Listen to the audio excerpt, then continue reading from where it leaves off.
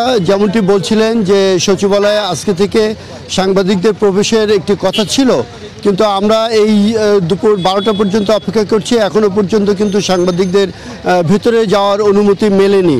আমরা জানতে পেরেছি যে একটি তালিকা তৈরি করা হয়েছে, যারা নিয়মিত সচিবালয় কভার করেন, নিয়মিত সচিবালয়ের তথ্য সংগ্রহ করেন, সেই সব সাংবাদিকদের নামের তালিকা একটা প্রাথমিক চূড়ান্ত করা হয়েছে। তাদেরকে ভেতরে যেতে দেওয়া হবে, কিন্তু এখনও গেটে যে নিরাপত্তা প্রহরীরা আছেন তাদেরকে সেই অনুমতিটা দেওয়া হয়নি।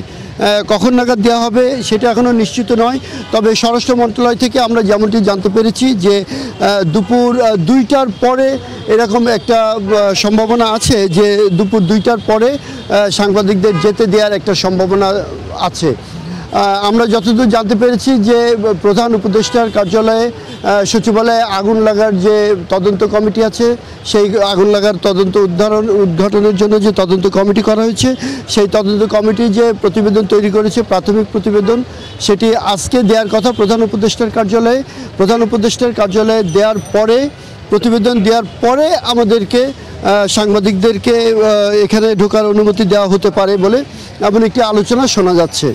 আর আপনি যেমনটি আরেকটু বলে রাখি, আজকেও কিন্তু সচিবালয়ে সকাল থেকে উপদেষ্টা এবং সচিবদের এবং তদন্ত সংশ্লিষ্ট যেসব কর্মকর্তা আছেন তাদেরকে ছাড়া আর কাউকে গাড়ি নিয়ে প্রবেশ করতে দেওয়া হয়নি। অতিরিক্ত সচিব থেকে অন্যান্য সকল কর্মকর্তা কর্মচারীদেরকে পায়ে হেঁটে সচিবালয়ে ঢুকতে দেওয়া হয়েছে এবং নিরাপত্তা আগের মতোই জোরদার করা হয়েছে। এই হচ্ছে সচিবালয়ের অবস্থা। অন্য কোনো